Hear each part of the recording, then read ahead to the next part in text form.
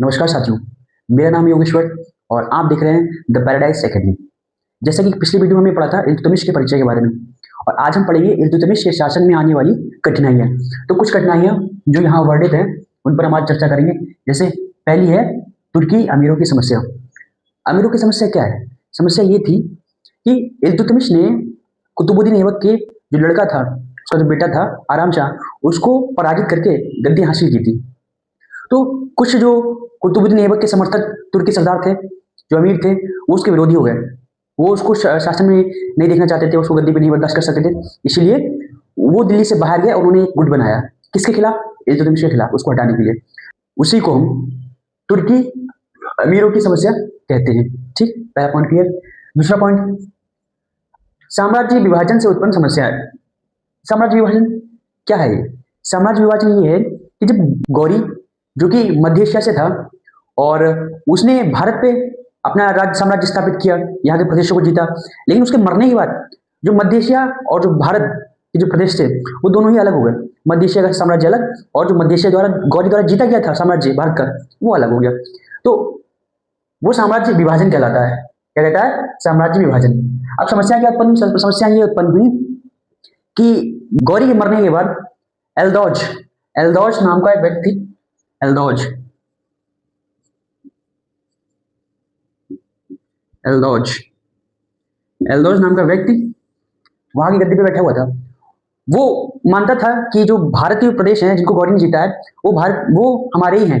इसीलिए वो भारत में जो भी बैठता है गद्दी पर, उस पर अपना शासन दिखाता है, कहता है कि ये हमारे हैं, उन पर अपना अधिकार जताता है। कुतुबुद्दीन ऐबक से वो इसलिए नहीं कुछ बोला था क्योंकि कुतुबुद्दीन ऐबक एल्दौज का दमाद था।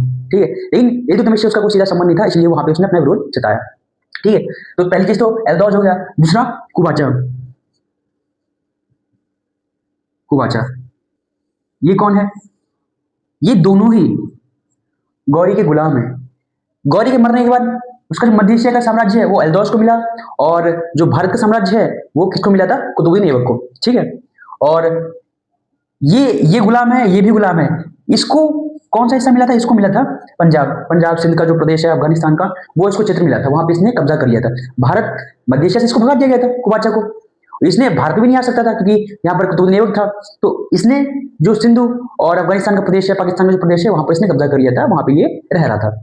ठीक है, तो साम्राज्य विभाजन आप समझ रहे कि जो मध्य एशिया द्वारा साम्राज्य था, मध्य एशिया से जुड़ा हुआ साम्राज्य था भारत का, वो गौरी के मरने के बाद बढ़ गया। मध्य एशिया का अलग हो गया और भारत का प्रदेश अलग हो गए।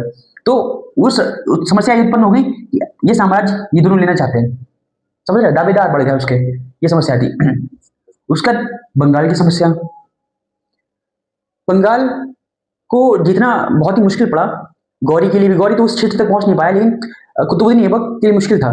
तो कुतुबुद्दीन ऐबक ने इसके साथ अली मर्दान अली मर्दान अली मर्दान खान अली मर्दान के खान के साथ मिलकर बंगाल को अपने कब्जे में कर लिया था, उस पर अपना अधिकार जता दिया था। लेकिन अली मर्दान खान के बाद उसको उसके साथियों ने हटा दिया, कुछ सरदारों ने, कुछ अमीरों ने वहां पे हटा दिया, और वहां पर उसके बाद उसके सेनापति जो था वो शासक बना। समस्या फिर आ गई कि जब सेनापति वहां पे तख्ता पलट हो गया, तो अब दिल्ली के हाथ से बंगाल निकल गया। अब बंगाल फिर से निकल गया, तो इल्तुतमिश जब गद्दी पर बैठा तब भी समस्या बरकरार थी बंगाल की। इस समस्या से निपटने के लिए इल्तुतमिश ने अपने पुत्र, जो कि अवध का इक्तादार था, उसने उसको भेजा बंगाल, और वहां पर कब्जा कर लिया। उसने लखनौती पे कब्जा कर लिया। लखनौती बंगाल की राजधानी, उस पर कब्जा कर लिया। इस समस्या का निदान हो गया।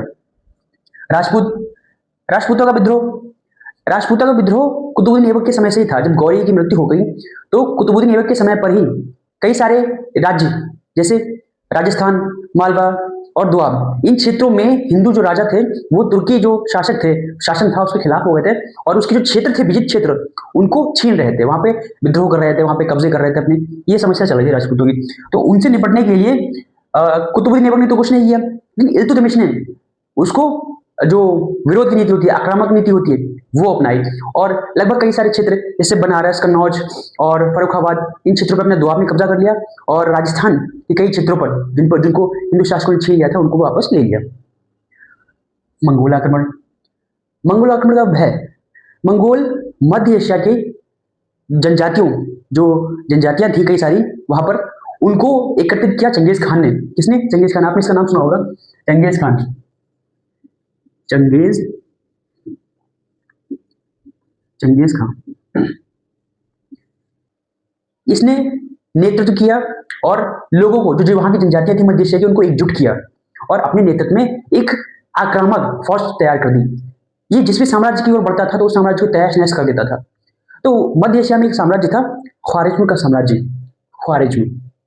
तो उस ख्वारिज्म के साम्राज्य ने पहले एल्दौस को भगाया वहां से, मध्य एशिया से, और ख्वारिज्म के साम्राज्य को किसने खत्म किया? चंगेज खान ने। तो चंगेज खान के भगाने पर, उसके साम्राज्य को तबाह करने पर, जो सपुत्र है, जो ख्वारिज्म जो साम्राज्य है, ख्वारिज्म वहां का शासक का नाम है, तो उसने भागकर भारत में शरण ली। कौन? जलालुद्दीन मंगबरनी। जलालुद्दीन मंगबरनी भारत में शरण ली। मंगबरनी मंगबरनी मंगबरनी इसने भारत में शरण ली। कब ली थी? 1216। 1216 में, चूंकि जब चंगेज खान वहां पे आतंक दिखा रहा था अपना मध्य एशिया में, सारे साम्राज्य को तहस नहस कर रहा था, अपने पैरों तले कुचल रहा था, तो इसके साम्राज्य को भी खत्म कर दिया गया था, ख्वारिज्म के साम्राज्य को। तो जलालुद्दीन मंगबरनी भागकर भारत आया, उसने शरण ली। उसने इल्तुतमिश से कहा, हमारी सहायता करो, हमको सेना दो, हमको पैसे दो, ताकि हम जो है अपने साम्राज्य को वापस ले सके। इल्तुतमिश समझदार था, वो दूरदृष्टि रखता था और वो समझता था कि मंगोलों से पंगा लेने का मतलब अपने साम्राज्य की तबाही, उनसे जीता नहीं जा सकता। तो इसीलिए उसने क्या करा? उसने जो जलालुद्दीन मंगबरनी था उसकी सहायता करने से मना कर दिया। और के बाद ये जो जलालुद्दीन मंगबरनी है, ये 1224 ईस्वी में वापस अपने चला गया, भारत उसने छोड़ दिया। तो 1224 तक खतरा जो है मंगोलों के टल गया था।